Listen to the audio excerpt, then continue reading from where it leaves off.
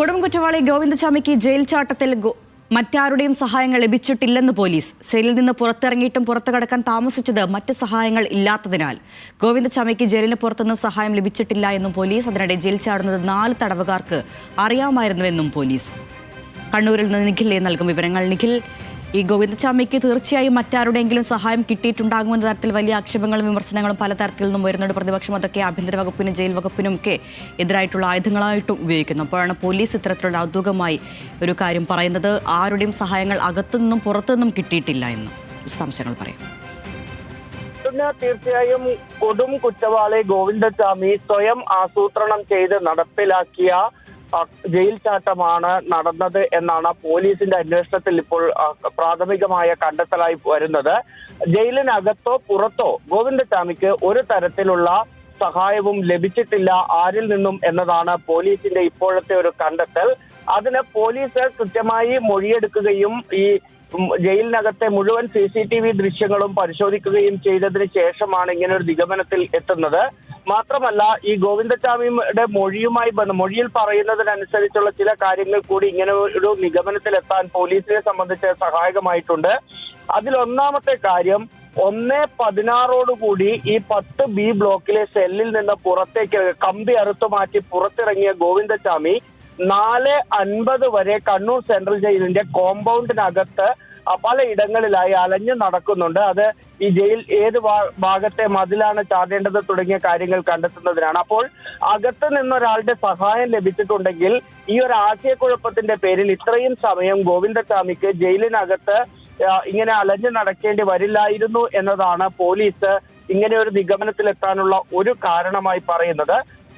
ഈ Kannur central ജയിലിനകത്തുള്ള CCTV ദൃശ്യങ്ങളെല്ലാം തന്നെ police ശേഖരിച്ചിട്ടുണ്ട്. അതായത് ഈ സെല്ലിൽ നിന്ന് ഗോവിന്ദചാമി പുറത്തിറങ്ങുന്നത് മുതൽ ഈ തുണികൾ ഉപയോഗിച്ച് കയർ രൂപത്തിൽ കുടുക്കൊക്കെ ഇട്ട് കെട്ടി അതിന് മുകളിലേക്ക് മതിലിന്റെ മുകളിലേക്ക് കയറുന്നത് വരെയുള്ള CCTV ദൃശ്യങ്ങൾ പോലീസ് പരിശോധിച്ചിട്ടുണ്ട്.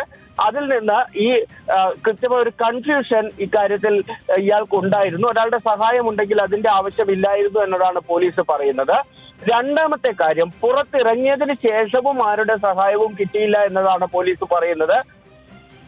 അത് പറയാനും സമാനമായ കാരണമാണുള്ളത്. കാരണം ഈ 4:50 ജയിലിന്റെ മതിൽ ചാടിക്കടന്ന് ദേശീയപാതയുടെ സമീപത്തേക്കാണ് ഗോവിന്ദചാമി എത്തുന്നത്. പുറത്തു നിന്നൊരാളുടെ സഹായം ഉണ്ടായിരുന്നെങ്കിൽ ഒരു വാഹനമോ മറ്റോ അവിടെ എത്തി ഗോവിന്ദചാമിയെ കൂട്ടിക്കൊണ്ടു പോകേണ്ടതാണ്. ഇത് പക്ഷേ പുറത്തിറങ്ങിയതിന് ശേഷം ഈ റെയിൽവേ സ്റ്റേഷൻ എങ്ങോട്ടാണ് എന്ന് മനസ്സിലാക്കാനാവാതെ ആ ദിശയിലേക്ക് പോകാനാവാതെ നിൽക്കുകയായിരുന്നു ഗോവിന്ദചാമി. അതിനൊപ്പം തന്നെ ഇയാളുടെ കയ്യിൽ പണമില്ലാത്തത് കൊണ്ടാണ് ഇയാൾക്ക് പെട്ടെന്ന് മറ്റൊരു ഭാഗത്ത് വാഹനത്തിൽ കയറിയോ മറ്റോ പോകാൻ സാധിക്കാതെ വന്നത്. അപ്പോൾ ഇതെല്ലാം എടുത്താണ് പോലീസ് ഇങ്ങനെ ഒരു കാര്യം പറയുന്നത്. എന്നാൽ ഈ ജയിൽ ചാട്ടവുമായി ബന്ധപ്പെട്ട് നേരത്തെ നമുക്ക് ലഭിച്ചിരുന്ന വിവരം അനുസരിച്ച് തടവുകാരന് ഗോവിന്ദചാമി ജയിൽ ചാടുന്ന വിവരം അറിയാമായിരുന്നു എന്നുള്ളതാണ്. പക്ഷേ ഇപ്പോൾ പോലീസിന്റെ അന്വേഷണത്തിൽ വ്യക്തമായിരിക്കുന്നത് ഈ മറ്റ് 4 തടവുകാർക്ക് ഗോവിന്ദചാമി ഇത്തരത്തിൽ ജയിൽ ചാടാൻ പദ്ധതിയിടുന്ന കാര്യം അറിയാമായിരുന്നു എന്നുകൂടിയാണ് ലഭിക്കുന്ന വിവരം. അതുകൊണ്ട് തന്നെ ഈ 4 പേർ എന്നതിൽ കൂടുതൽ ആളുകൾക്ക് ഇക്കാര്യങ്ങൾ അറിയാമായിരുന്നു എന്ന് അറിയുന്നതിന് വേണ്ടി പോലീസ് വിശദമായി ചില തടവുകാരെ ചോദ്യം ചെയ്യാൻ തീരുമാനിച്ചിട്ടുണ്ട്. അങ്ങനെ വിശദമായ മൊഴി രേഖപ്പെടുത്തേണ്ട തടവുകാരുടെ പട്ടിക ഇതിനകം പോലീസ് ജയിലധികൃതരുമായി സംസാരിച്ച് തയ്യാറാക്കി കഴിഞ്ഞിട്ടുമുണ്ട്.